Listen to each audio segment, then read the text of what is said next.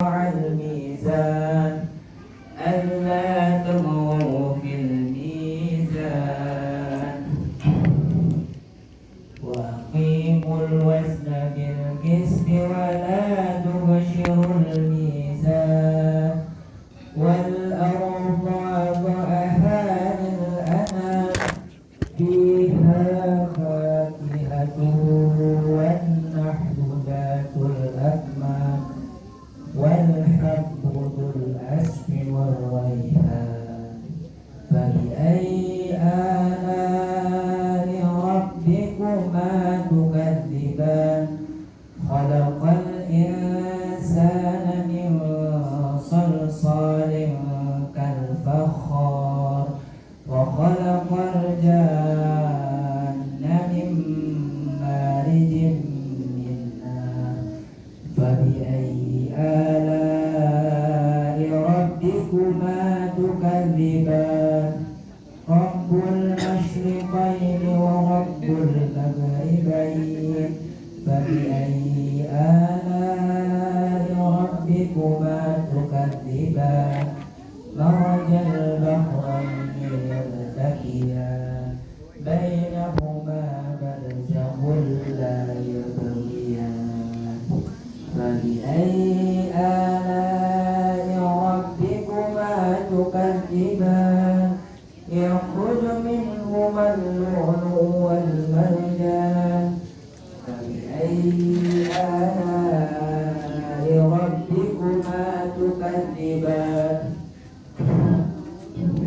وله الجوار المنشآت في البحر كالأعلام فبأي آلاء ربكما تكذبان كل من عليها فان ويبقى وجه ربك ذو الجلال والإكرام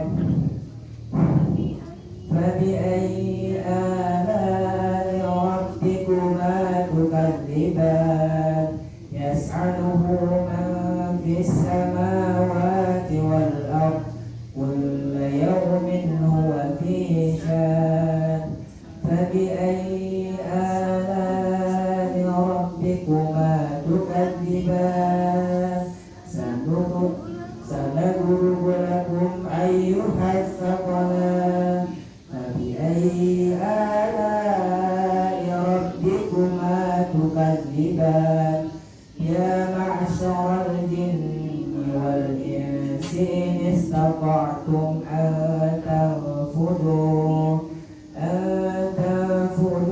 من أقطار السماوات والأرض فانفذوا لا تنفذون إلا بسلطان فبأي آلاء ربكما تكذبان يرسل عليكما سوات من نار ونحاس فلا تنتصران فبأي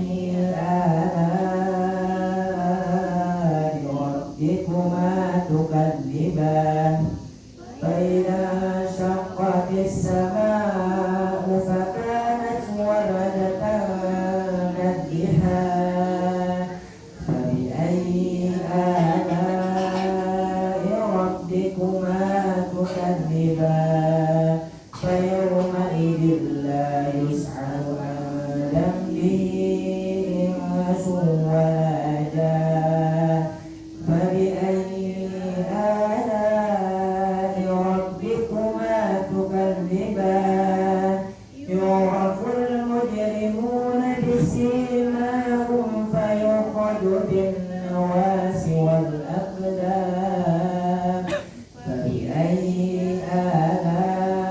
آلاء ربكما تكذبان هذه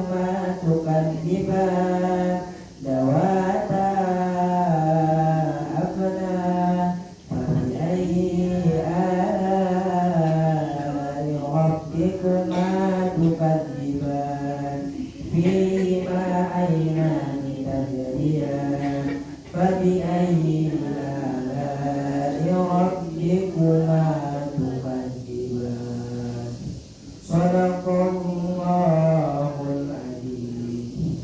Assalamualaikum warahmatullahi wabarakatuh. Terima kasih Pak Yusuf yang sudah membacakan surat Al-Rahman. Mudah-mudahan apa yang yang bacaannya. Selanjutnya kami persilakan kepada saudara Toha untuk kulturnya. Ini Bu punten kalau ada salah kata pembicaraan, jadi saya ingin memajukan dan belajar 7 menit ya. Ya, silakan. 7 menit. Ibu nanti bisa menilai ya. Ini sudah latihan.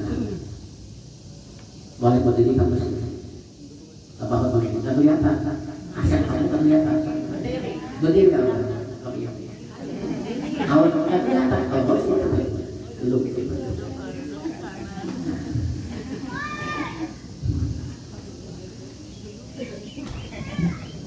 Ini sama-sama kelas 2 SMA tuh ya. Bismillahirrahmanirrahim. Assalamualaikum warahmatullahi wabarakatuh. Waalaikumsalam warahmatullahi wabarakatuh.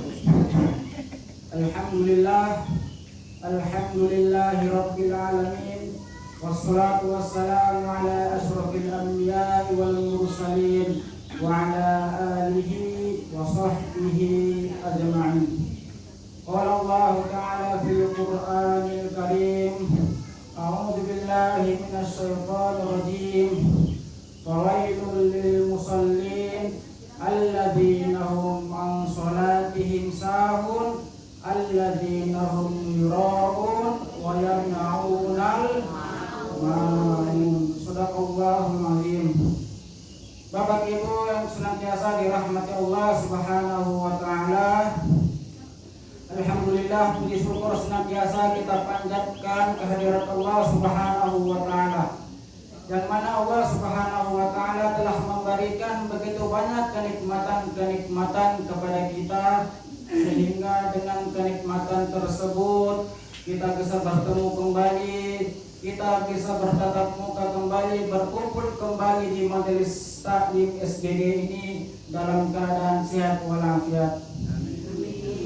Salawat dan salam senantiasa kita curahkan kepada baginda besar Nabiullah Nabi Muhammad SAW, kepada para keluarganya, para sahabatnya, para tabi'innya, dan juga insya Allah sampai kepada kita selaku umatnya. Amin ya Allah ya Rabbal alamin. Bapak Ibu yang senantiasa dirahmati Allah Subhanahu wa taala, pada kesempatan kali ini saya diberi amanah untuk memberikan sedikit tausiah kepada Bapak Ibu sekalian, dan yang akan kita bahas pada kesempatan kali ini yaitu tafsir mengenai surat Al-Ma'un. Jadi kita potong saja, ambil dari ayat yang ke-4 sampai ayat yang ke-7, karena kalau kita bahas dari ayat yang pertama beresnya pada duhur. Jadi kita ambil saja dari ayat yang ke-4 sampai ayat yang ke-7. Jadi surat Al-Ma'un ini, sebagian ulama berpendapat bahwa surat Al-Ma'un turun di kota Mekah. Sebagian ulama berpendapat bahwa surat Al-Ma'un turun di Madinah.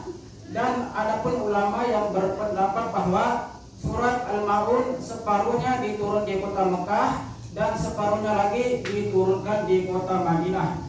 Namun kita hargai saja setiap pendapat para ulama. Pada ayat yang keempat Allah Subhanahu wa taala berfirman, fawailul lil musallin, celakalah orang yang sholat. Siapakah orang yang celaka dalam sholat? Alladzina hum an sholatihim sahun, yaitu orang yang lalai terhadap sholatnya. Apa yang dimaksud lalai dalam sholat? yaitu orang yang menunda-nunda sholatnya tanpa ada uzur syar'i, tanpa ada uzur yang dibenarkan oleh Islam. Contohnya orang yang melaksanakan sholat duhur pada waktu mau menjelang sholat asar, seperti orang yang melaksanakan sholat asar pada waktu mau menjelang sholat maghrib. Itulah yang disebut orang yang lalai terhadap sholatnya. Contohnya ketika ibu dalam perjalanan, misalnya berangkat jam 10 sampai ke tempat tujuan jam 2 siang, maka ibu boleh mengerjakan sholat duhur jam 2 siang. Tapi kalau ibu sedang tidak mempunyai pekerjaan, apabila masuk waktu sholat, contohnya waktu duhur, ibu lagi nyantai di rumah, kemudian masuk waktu sholat duhur, ibu masih nyantai, lumayan di sholat asar masih jam 3, masih ada waktu untuk nyantai. Itu dosa, Bu. Itu yang disebut lalai dalam sholat. Jadi adapun yang disebut lalai dalam sholat, yaitu orang yang sholat tetapi sholatnya tidak khusyuk, sholat yang pikirannya kemana-mana. Kalau kita sholatnya tidak khusyuk, kita bisa melupakan gerakan-gerakan dalam sholat. Saya pernah satu kali di satu masjid pada saat sholat subuh. Nah, ketika sholat subuh, ketika imam bangkit dari ruku membaca doa kunut, ketika membaca doa kunut ada jamaah yang langsung sujud. Itu karena tidak khusyuk. Itu karena ketidakhusyuan dalam menunaikan sholat. Nah, gimana cara khusyuk untuk melaksanakan sholat? Yang pertama adalah memperbaharui niat. Karena banyak orang yang melaksanakan sholat tetapi tidak khusyuk karena niatnya nggak benar, niatnya asal-asalan. Yang kedua, pahami dulu bacaan dalam sholat.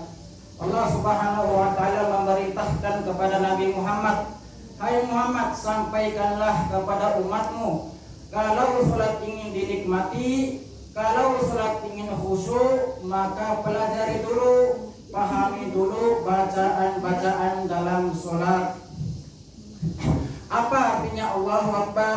Apa artinya bacaan dalam ruku? Apa artinya bacaan dalam sujud? Mengapa sujud bacaannya gini? Sampaikanlah kepada umatmu, pelajari dulu, pahami dulu bacaan sholat tersebut, supaya dengan paham itu agar kita merasa khusyuk dalam menunaikan sholat. Pertanyaannya, dari sekian banyak sholat yang kita tunaikan, berapa persen bacaan sholat yang kita pahami? Jangan sampai selama ini sujud gak ngerti apa yang dibaca, ruku gak ngerti apa yang dibaca, duduk di antara dua sujud kita meminta banyak permintaan kepada Allah, Rabbighfirli, ampunilah aku, warhamni, sayangilah aku, wajburni, lindungilah aku, sampai dengan wa'fu anni, maafkanlah aku.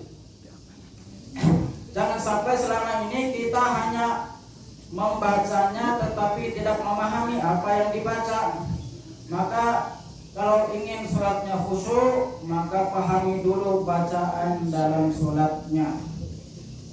Kemudian pada ayat yang ke-6 Allah Subhanahu wa Ta'ala berfirman, alladzina hum yura'un, yaitu orang yang celaka dalam sholat, yaitu orang yang riya, orang yang sholat tetapi ingin dilihat oleh orang lain, ingin dipuji oleh orang lain. Nah, maka sholatnya itu tidak diterima oleh Allah Subhanahu wa Ta'ala karena riya. Riya ini adalah sesuatu yang tidak baik.